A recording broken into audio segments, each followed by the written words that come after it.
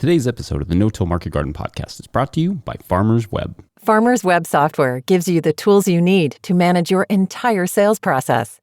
Built specifically for farmers' needs, Farmers Web helps you save time, reduce errors, increase efficiency, and provides flexibility for working seamlessly with your whole customer base.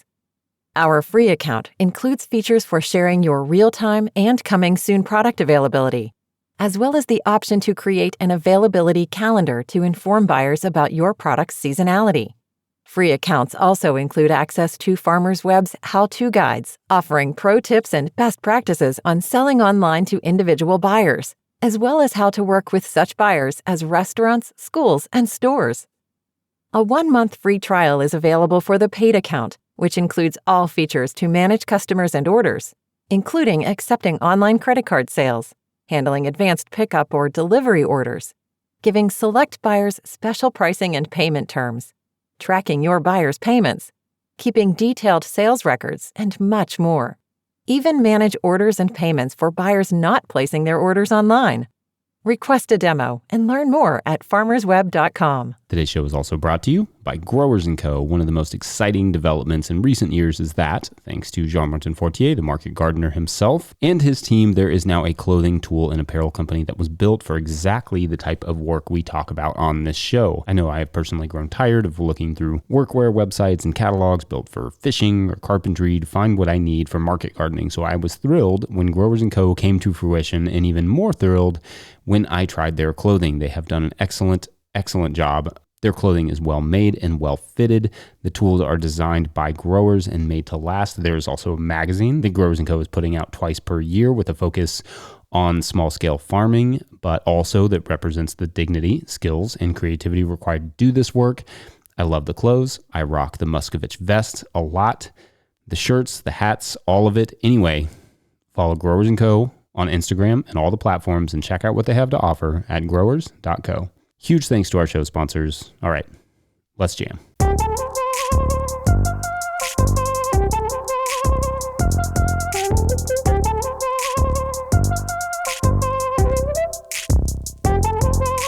Hey, you all, Farmer Jesse here. Welcome to the No-Till Market Garden Podcast, episode 26. Season 3 got a great episode for you all this week with Steve Groff of Cedar, Meadow Farm in Lancaster, Pennsylvania. Steve is well known for his work in cover crops, and you may remember that Steve came on last summer during our summer short series to talk summer cover crops specifically. But this week, I wanted to get a little bit more detail about Steve's 200-acre farm and bring in a slightly different perspective, because Steve does use a little herbicide when terminating his cover crops, and we talk about why. We also discuss the times that he doesn't use any and what goes into making that decision. We talk about some of the challenges of organic no-till on large scale, about wholesaling vegetables and GAP certification. We talk about whether you can meet all of your fertility needs through cover cropping, and Steve tells the origin story of the tillage radish. We also discuss Steve's book, The Future-Proof Farm, which you can and should pick up at stevegroff.com. Speaking of supporting stuff, if I'm allowed the occasional ridiculous segue, I will be shouting out everyone who signs up for our Patreon page in the month of April 2021, no matter what level at which you sign up. So that's patreon.com/no-till-growers. Also, you have the option of supporting our work by picking up a copy of my forthcoming book, The Living Soil Handbook, which is officially on pre-order everywhere, but I can't stress this enough that when you pre-order it from no-tillgrowers.com, the proceeds go to making you more content. So if you like this show or anything else that we do, you can get a book and support it at the same time. Farmers love multitasking, so there you go. Anyway, enough from me. Let's get into this amazing conversation with Steve Groff of Cedar Meadow Farm.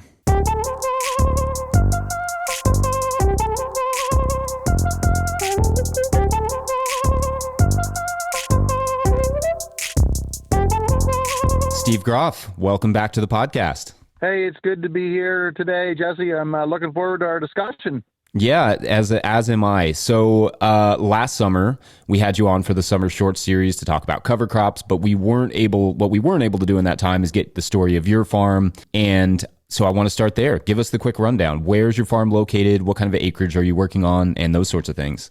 I'm in southern Lancaster County, Pennsylvania, which is southeastern Pennsylvania. and we're in zone 6B, with the winter hardiness zone, if that helps. I farm about 200 acres. It's my grandparents' farm, and then my dad's farm, which now I operate both of them. They were side by side. They're all farmed as one. We are heavily into vegetables. Been growing about 50, 60 acres of pumpkins and squash, of course, all no-till with cover crops. Last year we had 3 acres of high tunnels, which primarily we had tomatoes growing in them. And of note, I just put up 1.5 acres of high tunnels that I put over my 25-year no-till soil, and we have not touched that soil. And so it's a no-till high tunnel. I think that's fairly new for probably a lot of folks, but maybe something we can talk more about today. Yeah, that actually is super fascinating. Let's talk for a second, though, before we get into that, about marketing. Where's all that produce going? So we market to stores and restaurants, although I do primarily most of that through a broker or wholesaler. I do not do a lot directly to the end users. For instance, we'll sell to a couple places that might market our stuff to 10 or 15 different separate restaurants, for instance. I also market to Whole Foods, which you all know about, Trader Joe's. I have some connections for there over the last 15, 20 years. And there's some local people here as well, the local CSA that I help supply when they need it. So it's pretty broad, but nothing is direct marketed here for me. It's all through other outlets, and that's just kind of the niche that I have with the scale that I'm at. Is any of your acreage certified organic? So none of my acres is certified organic. You could argue I'm fairly close to being organic. I don't use insecticides and synthetic insecticides. I use very, very few fungicides, mainly just with my squash, and I'm trying to get away from that. I do use a little herbicides, though, which kind of comes along with the no-till aspect. Pick your poison, tillage, or herbicides. That's my quick argument on that. So that's kind of where I'm at there, Jesse, on that question. So not certified organic. I guess you could say I'm 85% there, if that helps folks understand. Yeah, and we can talk about that in a minute too, just with the crop termination and all that stuff. But the with the Whole Foods, are you GAP certified? Are you having to go through that whole process too? Yeah, it's that's kind of a pain for most of us farmers in a way, but it's just something that's a reality we have to deal with nowadays. So I've come to have the attitude of embracing and understanding what I need to know in that. So yes, we do need to have a food safety certification. It's kind of frustrating sometimes because sometimes there's nuances that change a little bit, and this year they want this, and this next year they want a little bit of that. And it's I gotta say it's been a little frustrating, but it's the world we live in these days. I did feel like I learned a few things through the training of it. Not much, but a few things. I guess it's a necessary evil in this day and age. I would like to think that I do a pretty good job here with everything, but the whole thing of traceability is really what it's all about. That if there is a problem, that they can identify back to it. But my personal opinion is does it really make a difference in the end? Probably a little bit, maybe not as much as it's purported to do.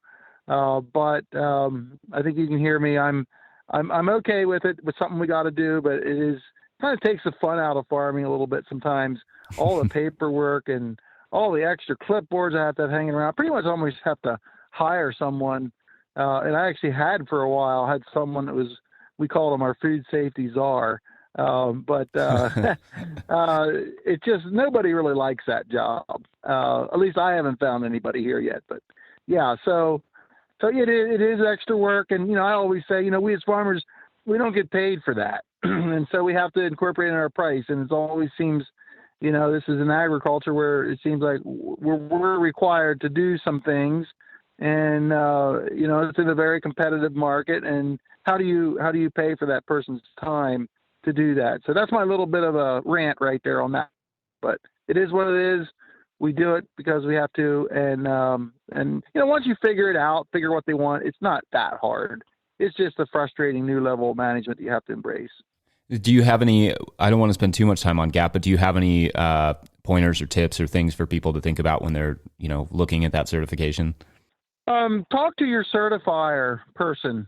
Ask what they're looking for. Because when you read the books and you read the guidelines, it's kind of like the speed limit.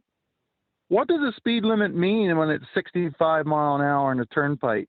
Will you get pulled over by doing 67? No. 73 probably. And there's gray areas and then there's black and white areas. What are they? Because some of these things in food safety is a judgment call by the inspector or the person who's come out. And so I would say the first thing is to talk to that person and just kind of ask them what they're looking for. To me, that might save you a little bit of headache and angst, I will say, because you read this stuff and it's like, what do they really mean? And so that's just that would be the advice I give for someone just looking into it. Yeah. Okay. That's super helpful. So I want to talk a little bit about, let's go into those tunnel tomatoes and the tunnels. Okay. Because the first thought that comes to my head is transplanting tomato plants. So can you kind of take us through your tomato process with the cover crops? Well, it all starts the fall before. And one of the challenges I had up until last year was I had used the multi-bay Haygrove high tunnels. Those tunnels, high tunnels, are not designed to have plastic on over the winter, because the steel's not strong enough for that. It's not the intention of them. There's that style high tunnel. So because we pick our tomatoes in our area up to about the first week of November, we can survive several of the frosts. To plant a cover crop, to take the plastic off, plant a cover crop, it's not going to grow here in my area until we need to start planting again in the spring. It's very little growth. So the foundation of this no-till is to use a cover crop. So one of the reasons I went and I built year-round high tunnels that leave the plastic on is we literally planted our cover crops around Thanksgiving after we got all the tomatoes out. We planted them around Thanksgiving, and even though they haven't grown a lot here in the spring now, they're starting to grow vigorously. And they're going to, it's just like a greenhouse in there, of course. And so that gives us a nice cover crop growth. And I'll actually use the techniques I have in my fields, my outdoor fields. I'll roll them down. I have a cover crop roller that I developed back in 1995. I've been doing it for over 25 years. We roll it down, and then I had developed a no-till vegetable transplanter in the mid-90s, a 2-row model, pretty much a custom design, and that we used in the field. But I actually went a little simpler now, and everybody that grows vegetables is fairly familiar with a water wheel transplanter. I like that concept better because it disturbs almost no soil at all. But the problem is the water wheel transplanter is designed to plant through raised beds in a freshly hilled up, row. And so the spikes won't go in the ground in a no-till situation with cover crops. So bring out the welder and the torch and a few extra weights. And we actually bolted about 150 pounds of weights into the water wheel itself. And then the key was building heavy duty spikes that we put on the wheel, and we turned the edge the opposite way. Usually it was I'm going to say perpendicular, but now we have it parallel to the row, the bottom edge, and we sharpened it. So literally now when you run this through, it puts it right in the ground. I should have mentioned too that we put 2 coulters on the tongue, I will say, of the water wheel planter. So the folks who make the water wheel planters have built an adapter kit. Most water wheel planters are 3-point hitch, but they built a hitch for it that fits into the 3-point hitch part, and they have 2 coulters on there. They're parallel. The one leads the other by about I'm going to say 16 inches, and they're 2 inches apart. And the coulters have about a 3/4 inch wave, and there's a hydraulic cylinder that you can adjust the pressure, the down pressure. It's also spring loaded. So if you can picture all this, we're running coulters about 4 inches deep side by side, that is right in front of the water wheel itself. So we do loosen the soil up a little bit, but you can't hardly tell it's been disturbed. It's just loosened, and some of the cover crop, if it's not laid down, parallel to where you're going, is cut. And then the spike could just push right down in that. So if you follow my description there, we could successfully no-till transplant 72 size tomatoes into that. Now, I will tell you, you got to have people doing that are very particular. It is a little less forgiving than planting in a nice soft soil through black plastic. So and we usually have a person walking behind just to make sure those plants are set correctly. And I'll just, one of the other things, we use grafted tomatoes now, and we got to make sure that soil line is just right for that dynamic. Might be a question we can answer later on how that all works. But that gives you a descriptive of how we no-till transplant, either outdoors, which by the way, I grow hemp. I forgot to say that. I grow CBD hemp. So this is the way we plant that outside with that same planter. But in my high tunnels now, no-till situation with the cover crops and the no-till, that's how we plant the plants. Yeah, that's great. And that note about grafting, just for people who aren't aware, when you graft another tomato plant onto a root stock, you don't want that graft, you don't want the top part of the graft to be under the ground, the scion, because then you lose the benefits. And so with the tomato, okay, so this is just going straight into the cover crop. Mm-hmm. You're not using plastic on these. Correct. And that's sufficient weed control for the season? It's not 100%. So what we do is we have to do a little hand weeding in the row, and then I have a mower, a sickle bar mower, it's only about 3.5 feet wide, that we go through. We probably do that 3 or 4 times a year. There's some weeds pop up. Some of the cover crops try to regrow. And that's my strategy there. Just keep things mowed down. It does require some hand work, more so than you would in a plastic situation, but that's just the trade-off.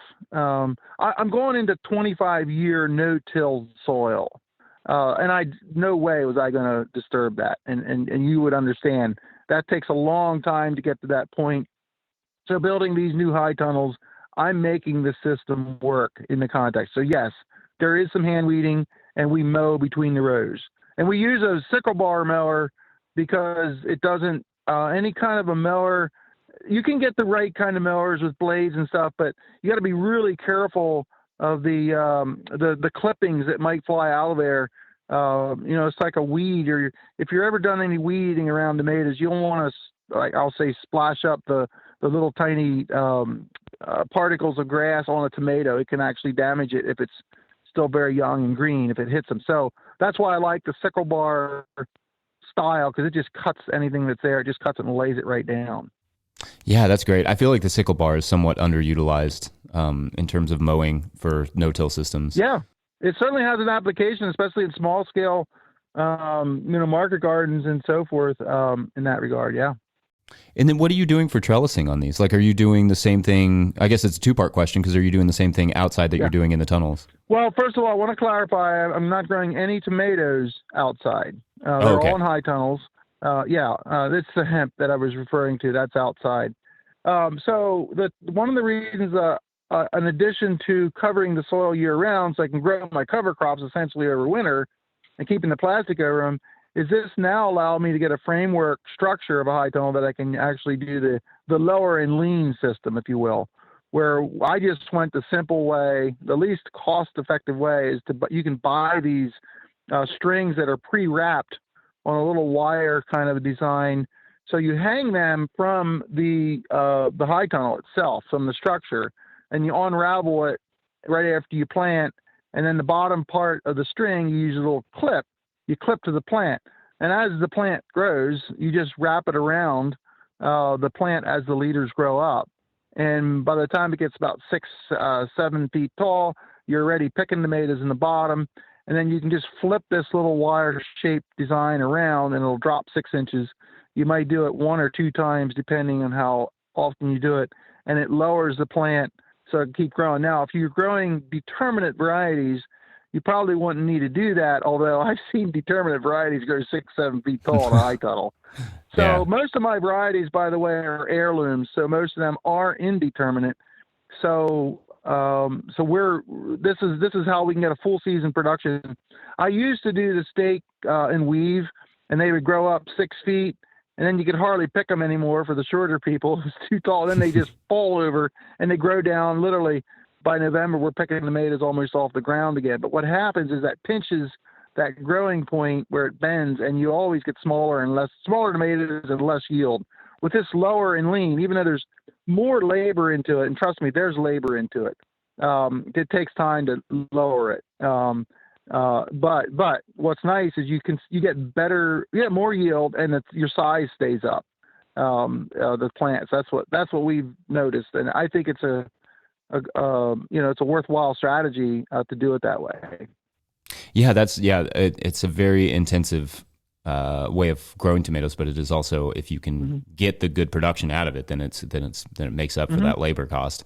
Yep. The one thing that I've noticed in the past with no-till tomatoes, following a cover crop, is if you don't have something like plastic to heat up the soil, when those tomatoes go in, they're going into relatively cool soil. So sometimes you end up with some transplant shock. Do you find that's the issue when you're doing, cover crop in the tunnel with the tomatoes like that?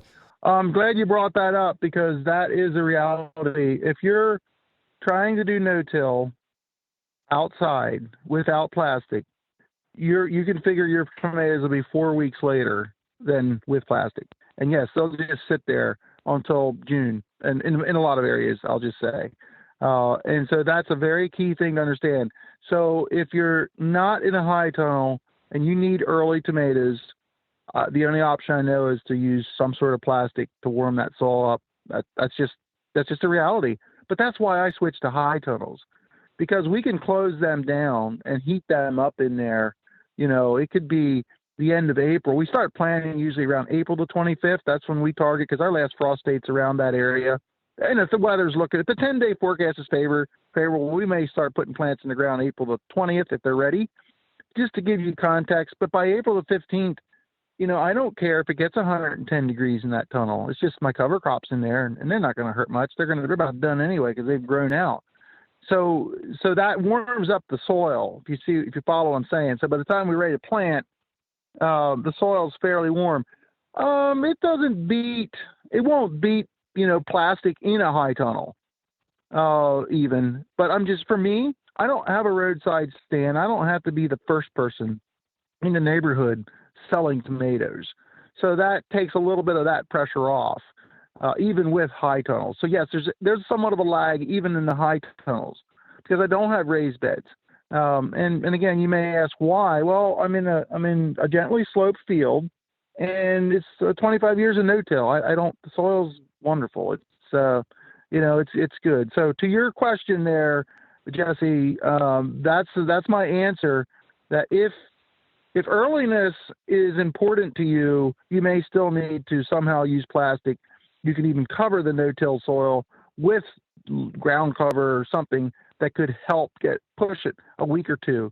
But generally for me, since I'm selling to stores, they don't pay a premium usually for the first 2 weeks like you can get right on a roadside stand. So I can't cover my expenses to go through that extra effort. That's my situation.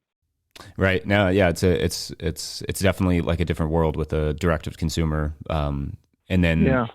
But it's interesting too, because you don't necessarily have to put plastic directly on the soil. If it's in a tunnel, then like you said, you could shut the tunnel down and just heat it that way. Right.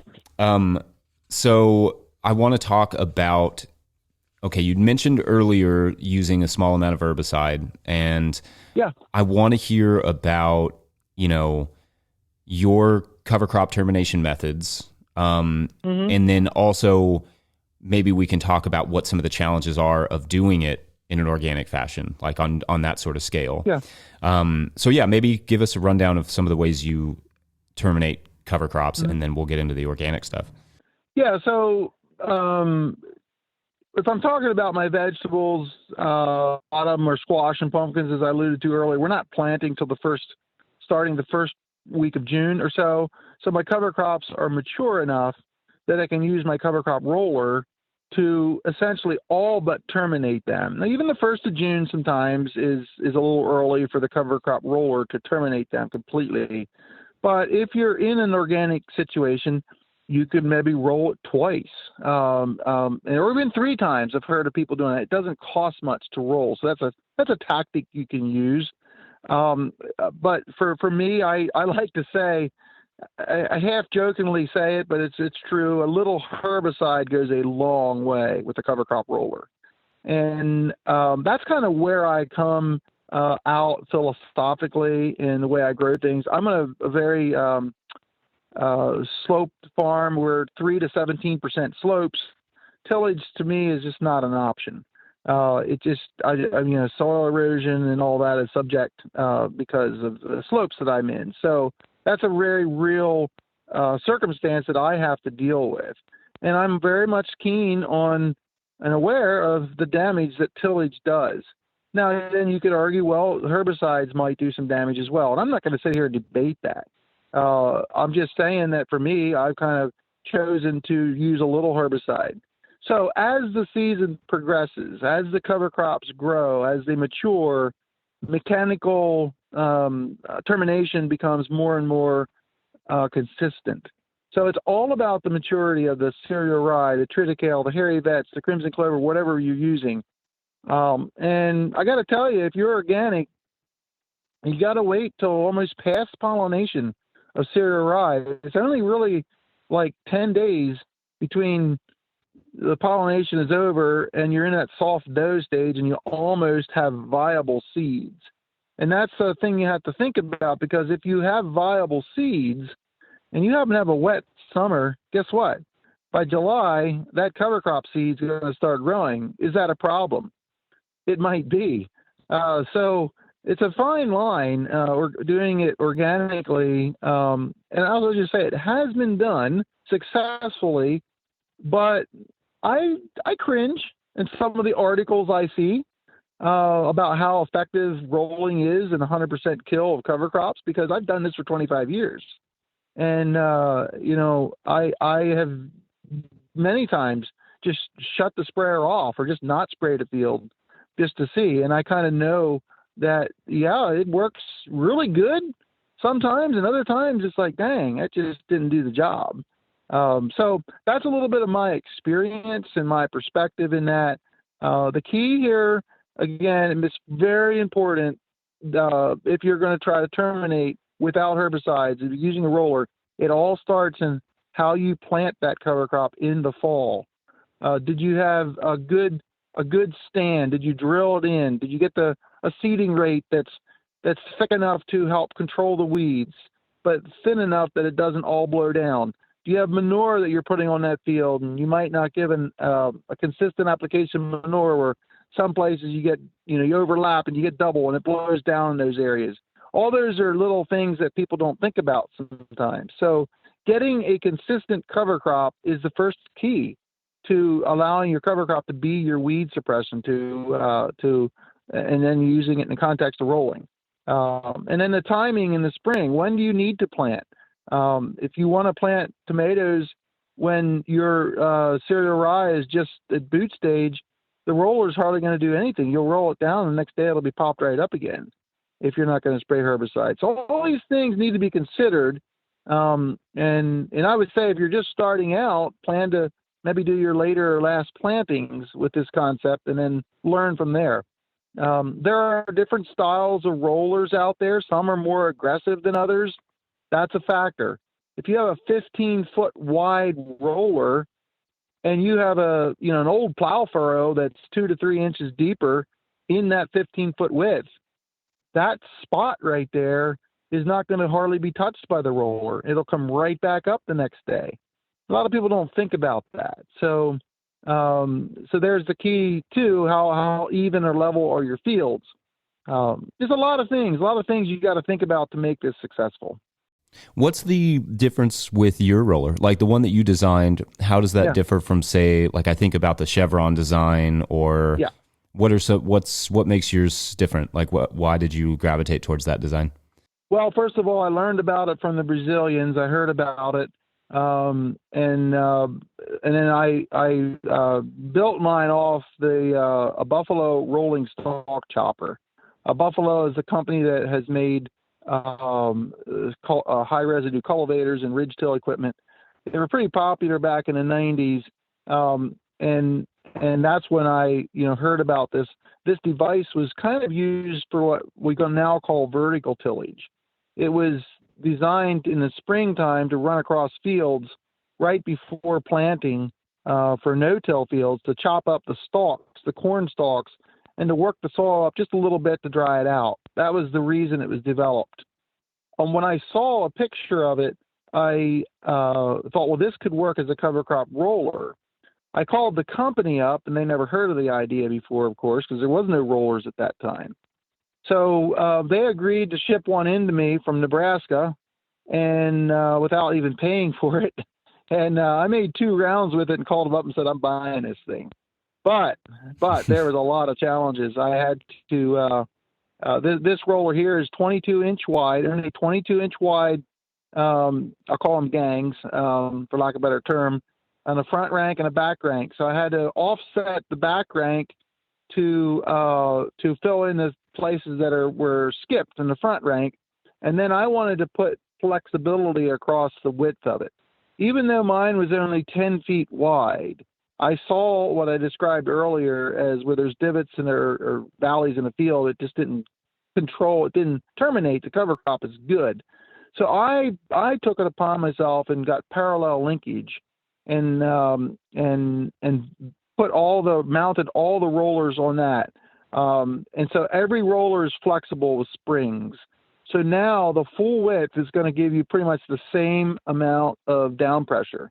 And that's why I still feel to this day my roller is one of the better designs out there. But the chevron design is a little easier. I get that.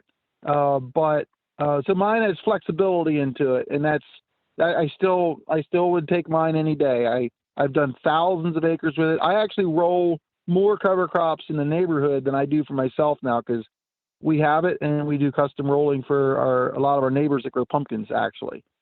So that's a little bit of the difference between mine and the chevron design that you see out there.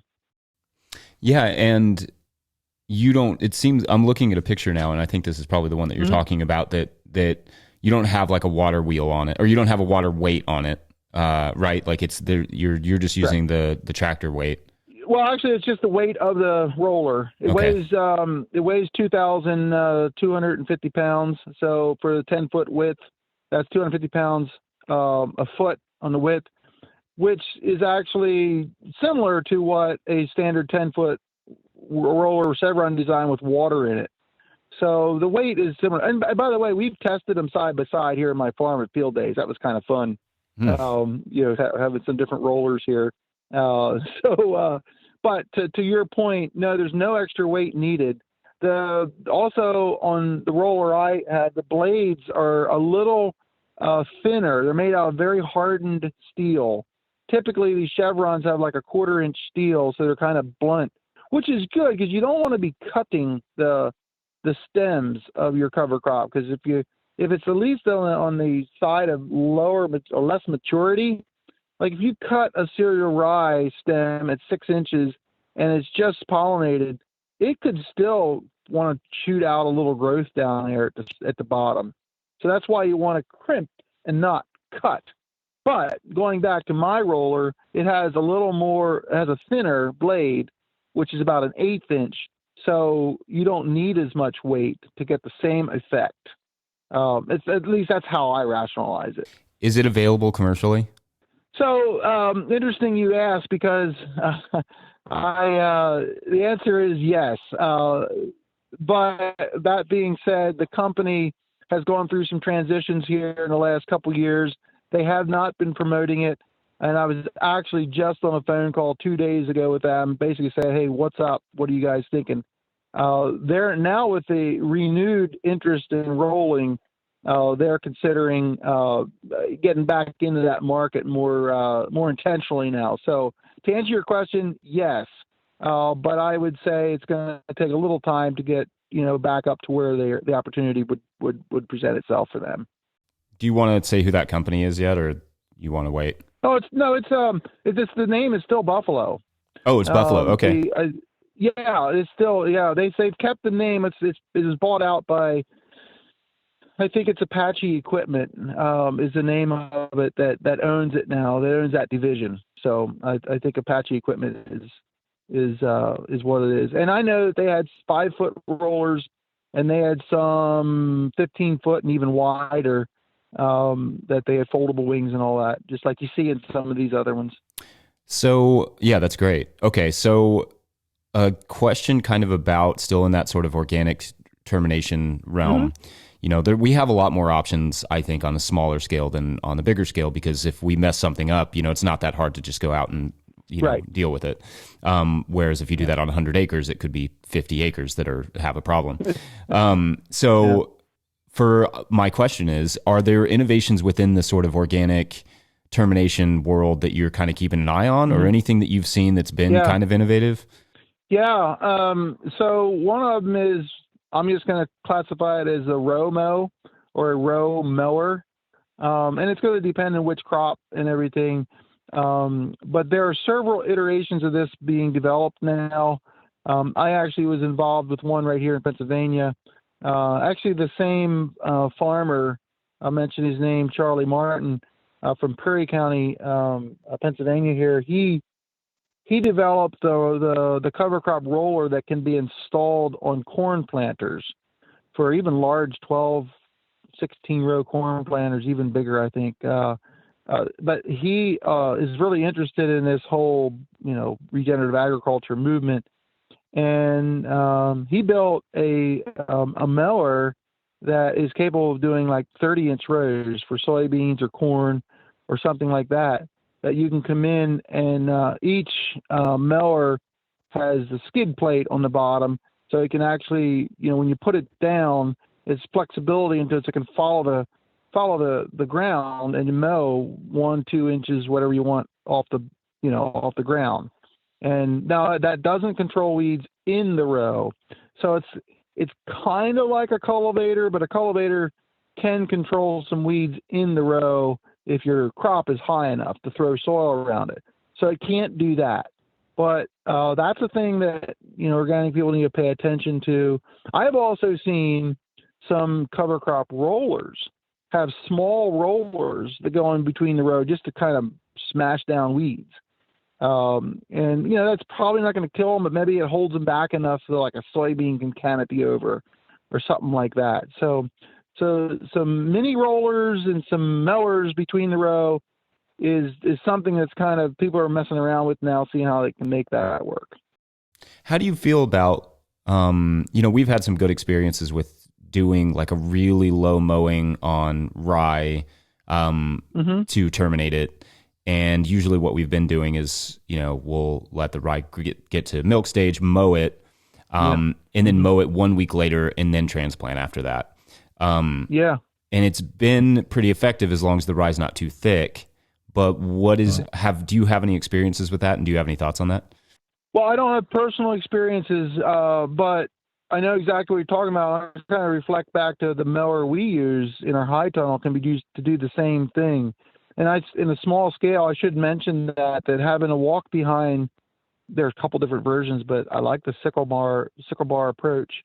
Walk behind would be an option, because you might be using a jab planter if you're doing if you're doing seeds. You could jab probably down through the residue, or you might be using a transplanting by hand with a trowel. That's a little tough to do, but there's different options out there. So using, you know, a small cutter bar on small acreage is definitely another option. And what you described, you probably know a little bit more about that than I do. So I'll leave you explain all that. Hey, you all, just jumping in real quick to get a word from our sponsors like Tilth Soil. Tilth Soil makes NOP-compliant living potting soils in Cleveland, Ohio, with food scraps they haul and compost themselves. Each batch of soil is tested against competitors, and the results are in. Plants vote for Tilth Soil. To learn more about their full line of products, please visit www.tilthsoil.com. This show is also brought to you by you, the patrons. Did you know that we have nearly 600 patrons at patreon.com/no-till growers? Well, I would love to see that number grow going into the summer. Like I said at the top of this show, I will be shouting out everyone who signs up in the month of April. And as always, anyone who bumps up from one level to another gets a shout out as well. So big shout outs this week to Lynette Lawrence, James Clint Nurnberg, Martin Vandepas, Philip Lewis, DJ Tanner, Travis Blue, Rimmel Greenhouse Systems, Scott Snodgrass, Jean-Martin Fortier, Aaron and Jing, and Vicky Sullivan. Thank you to everyone who signs up for our Patreon page this month and any month. If you're not a Patreon person, you can also do the Venmo thing. There are many ways to support us over at no-tillgrowers.com/support. All right, back to Steve. Yeah, and the other transplanting option that we've found, but it wouldn't probably translate to a much bigger scale, is putting an auger bit on a drill. Oh, and that's it's slow, but for small scale intensive, it's effective. Yeah, yes, that's a good idea, and I've messed around with that a little bit actually, but yeah, small scale. The power in these cordless drill nowadays is amazing. You can get a lot of holes drilled. It's still even tough in your hand after you do this, but no, it's a good idea. You're right. It is a very good idea. Yeah. Yeah. It's funny. I'm thinking now, like, I'll bet in 25 years of doing cover crops and then doing a bunch of consulting work that you've probably run into some cover crop horror stories. Do you have any of those that you could share? Well, I can share some of my own. Sure. I'm naturally a pioneer type person. And so I'll push. I always say, people say, well, you got to find the wall. And I'm like, well, no, I want to find beyond the wall. So I know exactly where the wall is. And the key in doing that with that attitude is to try things small.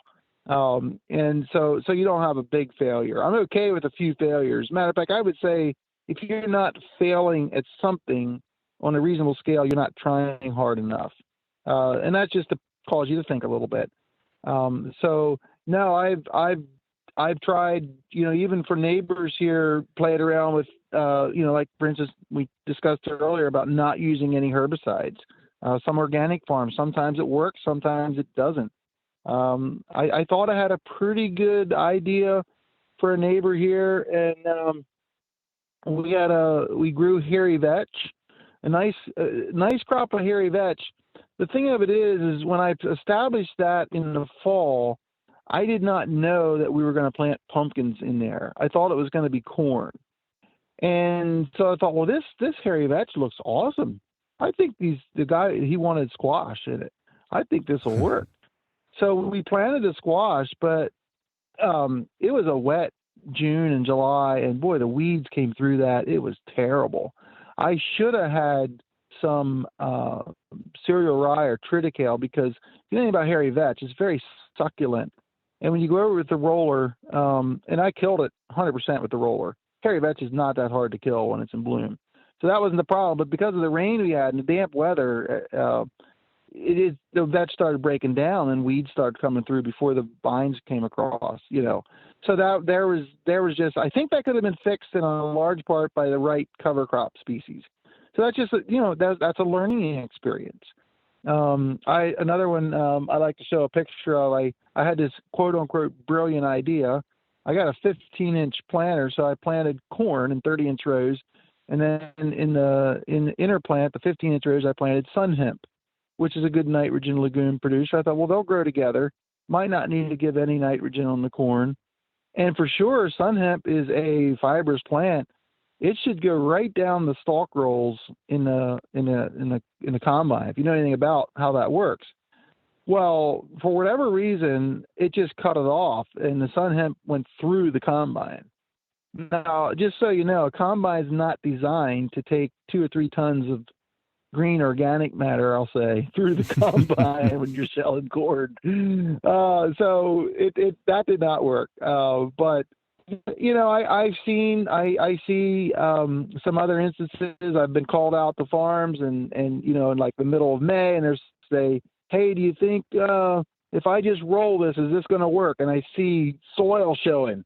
because the cover crop wasn't established right. And I'll say, I'm sorry to tell you, but this just is not going to work, because you got to have 100% cover crop coverage. I haven't seen a field yet that has 0 weeds in it, so in the context of bare ground. So, so sometimes you have to, it's like I said, it all starts in the fall. If you're looking for that weed control out of a cover crop. So yeah, seen my fair share. I've seen, the other thing I'll say, kind of like this kind of sort of relates, but I've seen some amazing successes out the gate for some people. It's like, wow, they got lucky, or are they that good, or what?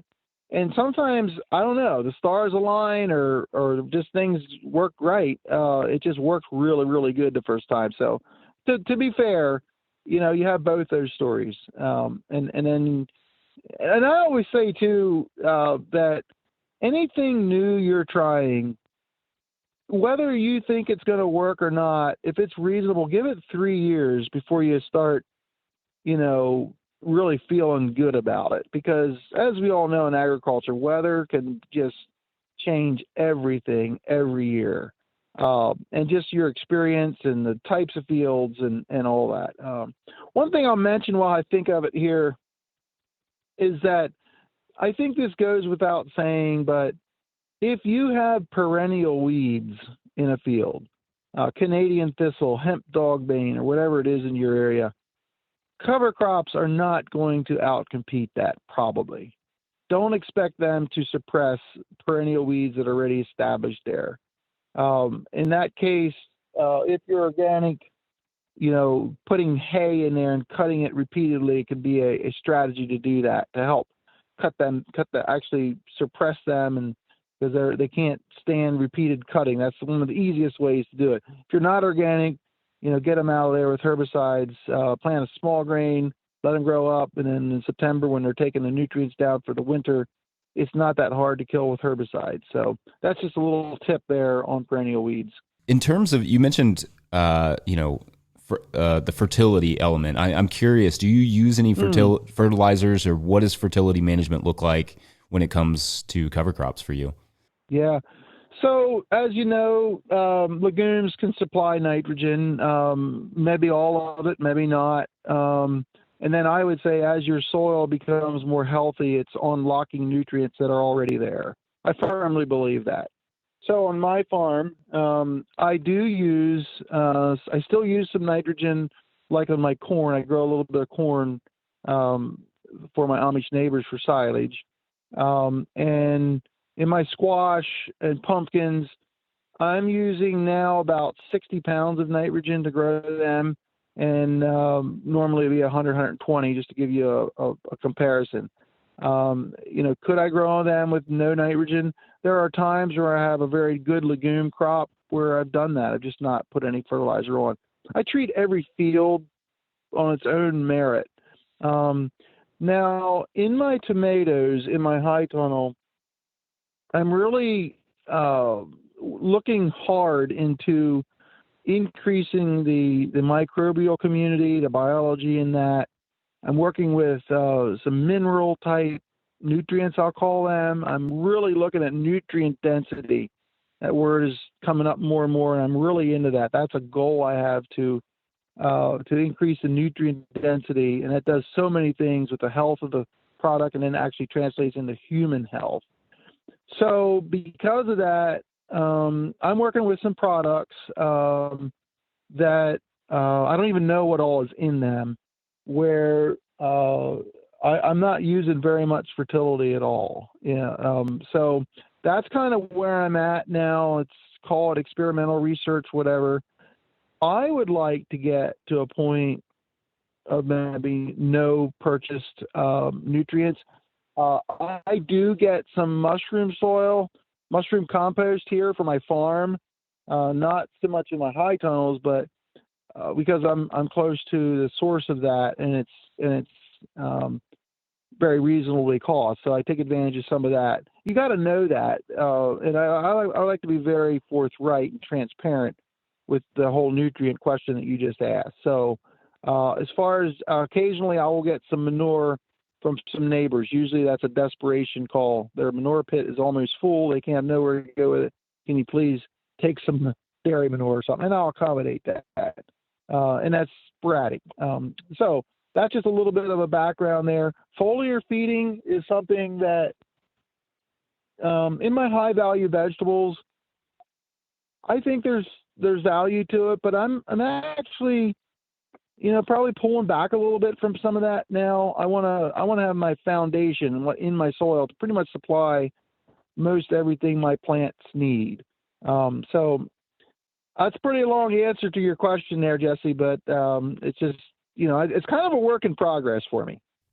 Right. I mean, do you think generally that, I've felt this way, that I get the best crop response from when I'm following a cover crop.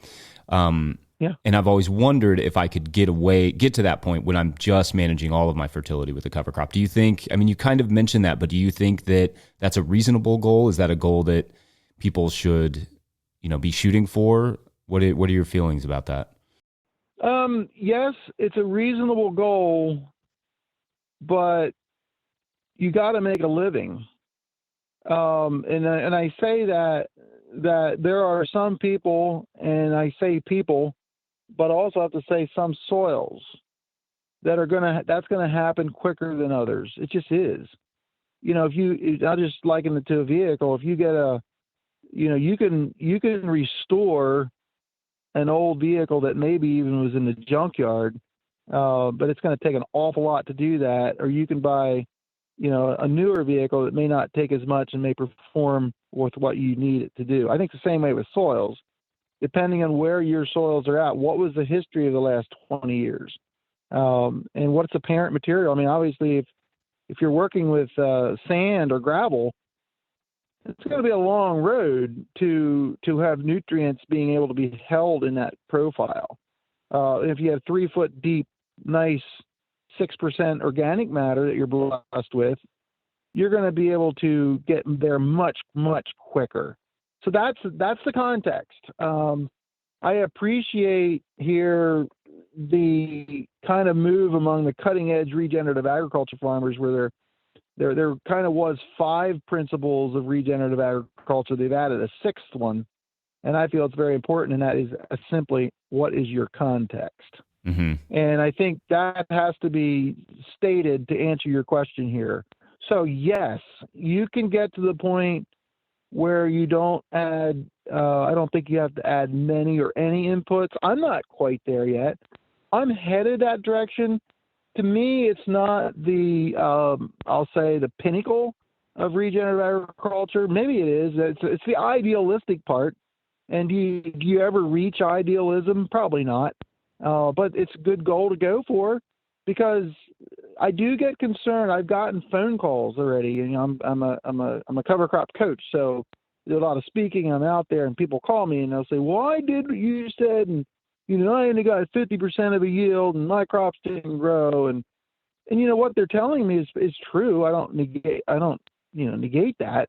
But what is their context? And I try to be very careful when I'm making recommendations when I don't know, when I can't be in that farm, when I don't know how their management abilities are even. That comes into it as well. I try to be very careful because I don't want to see farmers go broke just because they're trying a great idea that they heard about. And that's important. And there it comes down to the person, because some people can see through that and understand the business aspect. But some people are too almost, in some sort of a theoretical environmentalist person that they quit their day job and they're going to make a living by farming with no inputs, and then all of a sudden realize they can't pay their bills at the end of the year. So that's the caution I throw out there with that. It's what are you comfortable with? Who are your mentors? Boy, that's a good one we need to bring up now, Jesse. Right, yeah. Because to me, it's one thing I include in almost all my talks now. You need to have a mentor. Who should your mentor be? It should be someone who is already doing what you want to accomplish. Ideally in your neighborhood, but that's rarely possible. So who is that, or person, or people?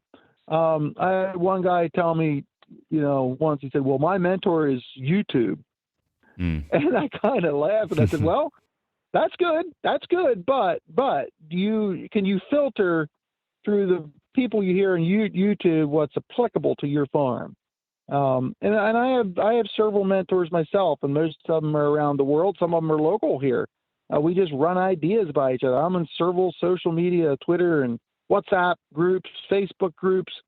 Get on those things. And some of them, like, you'll be there and you're like, well, this isn't for me. Others like, wow, this is just top-notch information. I can ask them a question. To me, that is really an advantage we have nowadays. When I started this whole thing, I started no-till in 1982, and I did it just because I wanted to eliminate soil erosion. The gullies had to be filled before we picked our corn. That's the only reason. I could have cared less about the environment back in those days. Soil health wasn't even a word. But then as I realized what else was going on, that's when I got passionate about it. And so why are you doing what you're doing? And then who can you lean on? That's why we go to meetings, and that's why you guys have podcasts like you have right here. It's all part of that educational thing that we got a lot of it out there now, a whole lot better than I had when I started 25 years ago. Not complaining, just saying that there's a lot of information out there that could be very helpful in the long-term profitability of your farm eventually. Yeah, I absolutely agree with that. There are massive limitations to learning how to farm off the internet or even just out of a book. And context is so incredibly important. I want to hear, okay, so one of the things I wanted to ask you about is the tillage radish. And I want to hear that origin story because I think that's a really interesting approach to compaction management. Maybe we can even talk a little bit about compaction, but Sure. Yeah, tell us that story. I think that's super interesting. Well, it would have to take a whole nother podcast, Jesse, but I can do it in a couple of minutes.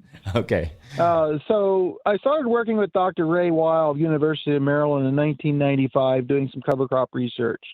And that turned into a 12-year project. And so we had the relationship. And then the winter of 2000, Dr. Weil visited South America, and he saw these radishes down there that they were using to suppress soybean, I think it was soybean root knot nematodes or cyst nematodes, one of the nematodes. They were using brassicas and radishes to suppress that. He came back and he had submitted for a grant to test radishes as a way to suppress nematodes in soybean production. He said, hey, you want to be in this grant? I said, I don't grow many soybeans. He said, oh, that's okay. We want to get it out in a couple farms. And so we planted these radishes and rapeseed, canola. Well, rape and canola are about the same, and a couple other cover crops here on my farm. And of course, I was willing to help work with it, and the radishes were kind of cool just to see how they grew. It was a daikon type radish, and the next spring when I planted corn through the plot, the idea was to take yields, and so we kept track of everything. I planted corn. I saw the ground was so nice and mellow where those radishes were. And I kind of took note of it. And the corn actually looked better throughout the year in those plots. I mean, it was all replicated, scientifically done. And we had like a 12 bushel yield increase where those radishes were planted in the fall. And I asked him, I said, you seen this elsewhere? He said, every single plot is a benefit. I thought, okay, now let's do this again. And the next year we did it pretty much the same thing. And then I started thinking, well, I need to grow these. Where do you get these? Where do you get these seeds, Dr. Weil? And so at that point, we were still trying to figure out, which type of radish might be the best. We saw an effect, which is the best. So in 2004, there was no seeds out there, by the way. It was just vegetable seeds, which are expensive when you want to buy 100 pounds of daikon radish seeds. Yeah. They were just for market gardeners. You could buy them in an ounce, And so we got a hold of some. And long story short on that, we started. I planted 10 acres for seed production because I couldn't find any seed anywhere. I thought, I'll just do this. And I had known some seed growers in Oregon, and I leaned on them a little bit of how to grow these radishes. And they said, you can't grow them back east. It's too, you don't have the right equipment, yada, yada, yada. And they were pretty much right. But so we planted 10 acres, and I thought, well, I'll have enough seed for a couple years. I had a neighbor who was willing or gullible to help me get the seed out. It took us 3 hours, Jesse, before we got that combine figured out. Wow. To actually get it, that wasn't just putting pods in the tank. They're so hard to thrash. And I was like almost panicking. Here I have 10, and people were all excited about it. Yeah, people were stopping, taking pictures of the field. Nobody's seen anything like this before. So then, Dr. Weil was telling people that I got seed and that I sold all the seeds. I kept enough to plant again, but I sold everything. I literally grew 27 acres the next year for seed, then went to 40 acres, then went to 70 acres. And so by 2007, I went to Oregon. I said, I need some help here. And we got some guys convinced in Oregon to start growing the seed. At that point, we were identifying all kinds of different radishes that we tried. And all of my research with the tillage radish, what we branded it then as a tillage radish because we just wanted to kind of create the standard for what a radish should be. I tested over 20 types of radishes. And in my testing, I always like to test what a farmer would want. And so we tested on yield. So I would plant, variety A, B, C, D, like 20 of them, and then we'd test the yields. And we kept coming back to the radishes that had more of the single taproot, not the branchy type roots. They're the ones that more consistently yielded better. By the way, we found out early on that the nematode suppression was erratic. It just was erratic, but what we found was it broke up compaction. And it gave a higher yield. So back to your question about compaction. So we flipped from looking at radishes for nematode suppression to simply yield and breaking up compaction was the two things that we were looking at. And farmers can easily identify with that. It's tough to know what your nematode populations are in your field and what the brass seeder can do. We know that they affect it, but it wasn't consistent. So that's kind of how they were birthed. I have a sign out in my lane, the birthplace of the tillage radish. And so some people are unaware, but actually, this is where it really started, with the help of Dr. Weil, I might add. So then I formed a company out of it, a seed company, the first seed company in the world dedicated just to grow cover crops. I mean, it's funny to think about that now, but back in 2004, Steve Groff Seeds, that's what it was. And built a big company out of it, and we started getting other things, and that's another story, but no longer in the seed business now. But it's been really interesting for me to travel the world and see the tillage radish brand out there. It's kind of the Kleenex, if you will, of radishes. Mm-hmm. There's all kinds of brands out there now, but a lot of people refer to it tillage radish. I'm amused. People come up to me, hey, what do you think of the tillage radish? And then I'll smile and say, well, I think they're pretty good. And then I said, that I developed them? And they're like, what? Are you serious? Yeah. So I'll give them the 1 minute version. But anyway, so yeah, it's been quite a story. And I might write a book on that someday too. But anyway, it's been, I guess for me personally, I love to help farmers. That's really, kind of one of my life purposes, is to help people who want to, really actively embrace agriculture in a better way. And of course, for the environment and all that.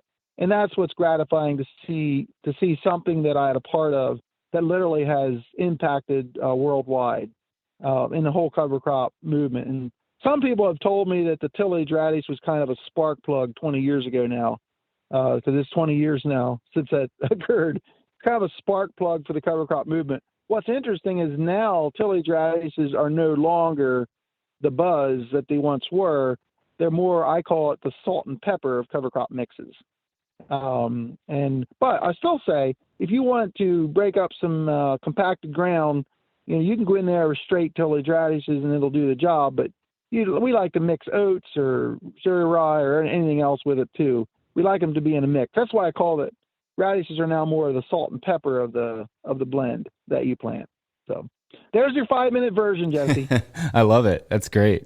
Yeah. All right. Before I let you go, you wrote a great book. Can you tell us a little bit about the book and the best place to pick it up for people who want to support you? The book is The Future-Proof Farm, Changing Mindsets in a Changing World. The book is about some of my stories of how to think about why we need to use cover crops and soil health practices. And it's not so much a how-to book. I don't go into, you need to plant, 5 pounds of tillage radish in this situation. I don't really go into that, but it's why we need to do it.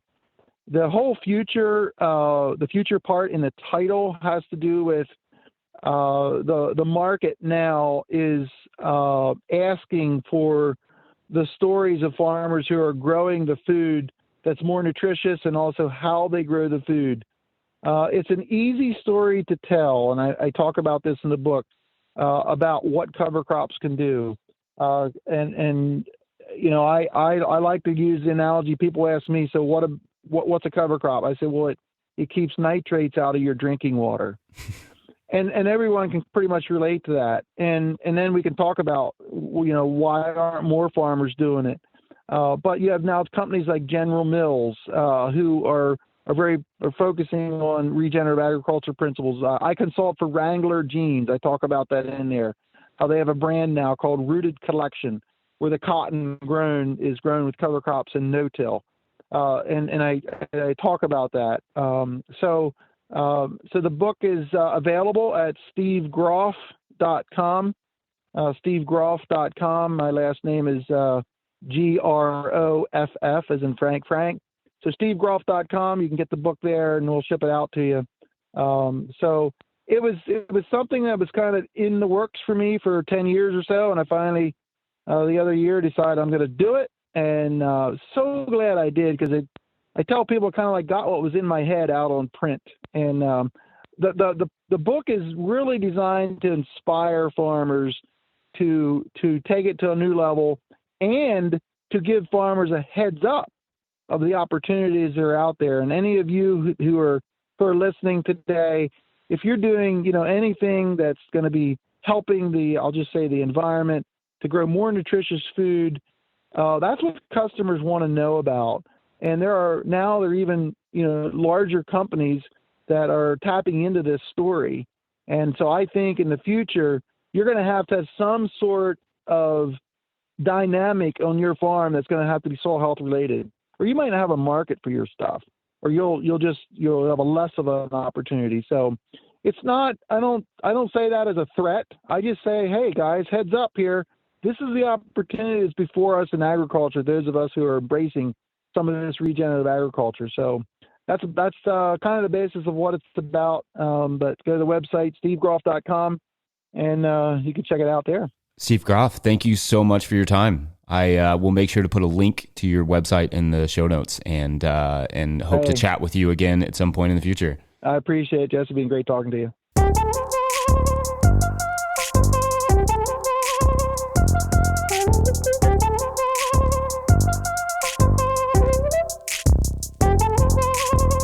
All right, if you enjoyed that episode, you can follow Steve on Twitter and Instagram and all the places, and you can also pick up a copy of The Future Proof Farm from Steve's website or wherever books are sold. Oh, and Steve has been doing a lot with hemp, which we didn't discuss, but you can find some of his CBD products over at cedarmeadow.farm. I will hook it up with links in the show notes. Make sure that you are subscribed to the No Till Flowers podcast feed, to the Winter Growers podcast, to Growers Live, our live show every 2 weeks. We also have a podcast feed for that. It's hosted by Josh Satin. Check out all of the things we do at no-tillgrowers.com. Also, make sure to sign up for the Patreon page if you have not already. April is the month to do it, the month of Earth Day. Also, the month where I shout out everyone who signs up. So patreon.com/no-tillgrowers. Also, no-tillgrowers.com/support is a good way to find all the ways to support our work, including Venmo and PayPal, and even cryptocurrencies like Bitcoin and Ethereum. That's not a joke. You can really kick us those. That would be awesome. And my book is there, The Living Soil Handbook, on pre-order now for shipment in July. Lastly, don't forget to subscribe to this podcast wherever you're getting it and leave a review. But this week, all reviews must be fully terminated before they can be sown into. Otherwise, the review may quickly turn from a cover crop to a weed and take over the internet. I've seen it happen. Big thanks as always to Jackson Roulette and Josh Satin for their help. Big thanks to Willie Breeding for the theme music that has also taken over the internet. Biggest thanks ever to Hannah Crabtree for all her help with everything in the world. Thank you all for listening. We'll see you next week. Bye.